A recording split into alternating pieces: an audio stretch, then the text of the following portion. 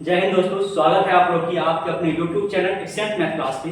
दोस्तों आप लोग को जैसे कि पता है आईटीबीपी का न्यू वैकेंसी निकल के आया है जो कि एनिमल ट्रांसपोर्ट का। इस वैकेंसी के बारे में आपको हम पूरा डिटेल से बताने वाले हैं कि क्या इसका क्राइटेरिया है, एज कितना रहने वाला है, आपका क्वालिफिकेशन क्या मांगा गया है, सारा चीज आपको स्टेप बाय स्टेप एक एक चीज करके आपको पूरा वीडियो में हम बताने वाले हैं। आप पूरा वीडियो जरूर देखिएगा और चैनल पर अगर पहली बार आए हैं चैनल को सब्सक्राइब के बटन ऑल कर लीजिएगा, क्योंकि यहाँ पे आपको सरकारी जॉब से रिलेटेड कोई भी इंफॉर्मेशन हो तो सबसे पहले और एक सटीक इंफॉर्मेशन आपको दिया जाता है। सबसे पहले हम लोग बात करते हैं टोटल पोस्ट के बारे में, जिसमें देखिए 119 पोस्ट है, जो कि इससे पहले वैकेंसी आया था उसमें सिर्फ और सिर्फ 52 पोस्ट था। यहाँ पे आपको 119 पोस्ट देखने के लिए मिलेगा, जिसका कि अप्लाई डेट रखा गया 12 अगस्त से लेके 10 सितंबर के बीच इसका अप्लाई होने वाला है। वहीं पे हम लोग फी के बारे में बात करें तो इसमें फी कितने लगने वाला है। जनरल कैटेगरी से अगर आप हैं या ओबीसी से है या ईडब्ल्यूएस कैटेगरी से है तो आपको 100 रुपया सिर्फ देना पड़ेगा।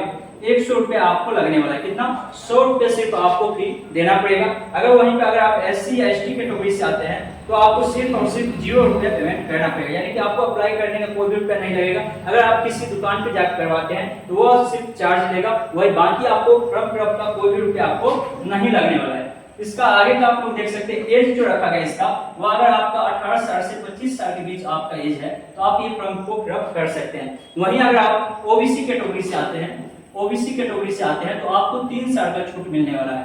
अगर आप एससी या एसटी कैटेगरी से आते हैं तो आपको 5 साल का छूट मिलने वाला है, यानी आपको एज में इसमें छूट मिलने वाला है। तो आप अपने हिसाब से एज अगर आप बढ़ाना चाहते हैं तो आप ओबीसी या एससी एसटी कैटेगरी से है तो आप अपने एज को बढ़ा सकते हैं। क्वालिफिकेशन के बारे में बात करें तो सिर्फ और सिर्फ 10वीं पास अगर है तो आप ये फॉर्म फिलअप कर सकते हैं। सिर्फ आपको 10वीं पास होना चाहिए तो आप ये फॉर्म फिलअप कर सकते हैं। वहीं पर हम लोग बात करते हैं इसमें सिलेक्शन प्रोसेस क्या क्या है, यानी किस तरह से इसमें सिलेक्शन लिया जाता है। तो सबसे पहले जो आपका सिलेक्शन प्रोसेस में होगा वो आपका होने वाला है पीईटी। सबसे पहले आपका पीईटी होगा, फिजिकल एबिलिटी टेस्ट आपका होने वाला है, यानी कि आपका फिजिकल एबिलिटी टेस्ट होगा। क्या क्या इसमें क्राइटेरिया है वो सारी चीज अभी आप लोग को हम आगे बताने वाले हैं। उसके बाद आपका पीएचडी भी होगा, यानी कि आपके शरीर का चेकअप जो भी होगा वो सारा चीज यहीं पे हो जाएगा। उसके बाद दूसरा नंबर जो होगा आपका रिटन एग्जाम आपको देना पड़ेगा, उसके स्किल टेस्ट, उसका मेडिकल, उसके बाद आपका मेरिट बनेगा। इस तरह से आपका सिलेक्शन प्रोसेस चलने वाला है। तो इसमें सबसे पहले हम लोग जान लेते हैं पीईटी, क्योंकि सबसे पहले आपका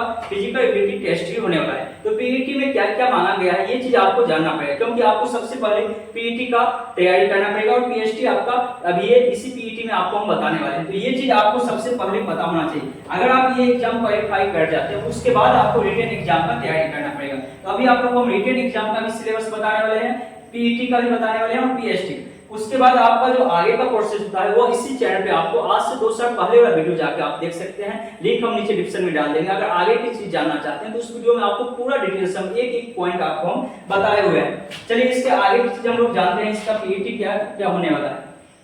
पीईटी का सिलेबस देखिए, पीईटी में आपको 100 नंबर का, पीईटी नहीं आपको रिटन एग्जाम का ये है पीईटी का सिलेबस। पीईटी देखिए, पीईटी जो होगा आपका पीईटी का सिलेबस देखिए, यहाँ पीईटी जो आपका होने वाला है इसमें रनिंग आपका होने वाला है। सबसे पहले आपका रनिंग होगा, जो कि अगर आप मेल कैंडिडेट है तो आपको 1.6 यानी 1.6 किलोमीटर आपको दौड़ना पड़ेगा। 1.6 किलोमीटर आपका दौड़ है। फीमेल में आपको 800 मीटर सिर्फ आपको दौड़ना है। कितना 800 मीटर, जो कि 4 मिनट 45 सेकंड में, और मेल के लिए आपको 7 मिनट 30 सेकंड आपको समय दिया गया, लेकिन इतना समय आपको दिया नहीं जाएगा, इसमें कुछ समय कम कर दिया जाता है वहां पे। तो आपको रनिंग, आपको इसका रनिंग जो है आपको 6 मिनट आप लेके चलिएगा, 6 मिनट में आप पूरा कर लीजिएगा।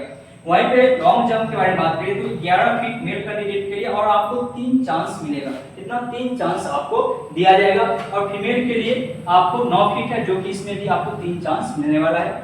वहीं पे हम लोग हाई जंप के बारे में बात करें तो हाई जंप आपका 17 फुट का होगा और फीमेल के लिए 3 फुट का। और हाइट आपका, अगर आप जनरल कैटेगरी से एबीसी से अगर आते हैं या एससी से आते हैं तो आपको 170। इससे ही क्या होगा, इस वैकेंसी में बहुत सारे विद्यार्थी फॉर्म फिलअप इस हाइट लेके भी नहीं कर रहे, तो इसलिए आप लोग इसका फॉर्म फिलअप जरूर करिएगा। अगर सिर्फ आप एससी कैटेगरी से हैं तो आपका हाइट में कमी मिलेगा, 162.5 अगर आपका है तो आप इस फॉर्म को फिलअप कर सकते हैं। वहीं पे फीमेल के बारे में बात करें तो 157 सेंटीमीटर यानी कि आपको मांगा गया है, और एसटी में आपको 100 50 मांगा गया है, ठीक है। तो इसमें छूट मिलेगा। चेस्ट सिर्फ आपको पता होगा सिर्फ और सिर्फ मेल कैंडिडेट का ही चेस्ट का चेकअप होगा, जो कि 80 नॉर्मल, वैसे आपको नापेगा तो 80 होना चाहिए, और जब कहेगा फुलाने के लिए सीना तो उस समय आपका 85 होना चाहिए, 80 से 85 आपका होना चाहिए। वहीं पे अगर एसटी कैटेगरी से है तो आपको 76 से लेकर 81 सेंटीमीटर आपका चेस्ट होना चाहिए। तो ये आपका पीटी टेस्ट सबसे पहले होगा। उसके बाद आपका सिलेबस जो होगा रिटन एग्जाम में आपको रहने वाला है 100 नंबर का प्रश्न रहेगा।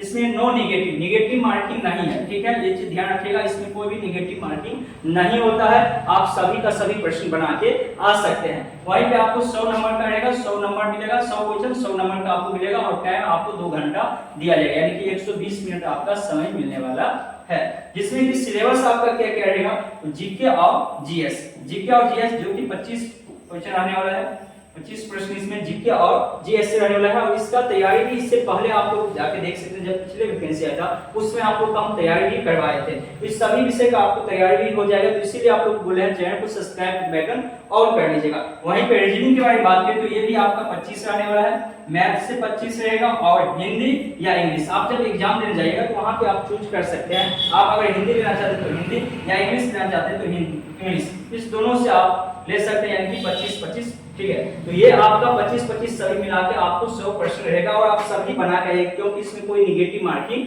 नहीं है। और इसके बारे में बहुत सारी चीज आपको जानकारी चाहिए तो आप नीचे कमेंट बॉक्स में कमेंट करिएगा, तो आपको क्या इसमें और किस चीज के बारे में आपको जानना है, इसका और आगे का प्रोसेस क्या होता है नहीं होता है, सारी चीज हम पहले बताए हुए हैं। अगर आप जानना चाहते हैं तो नीचे कमेंट बॉक्स में आप लोग कमेंट कर दीजिएगा। चलिए हम लोग मिलते हैं फिर नेक्स्ट वीडियो में, तब तक के लिए जय हिंद जय भारत।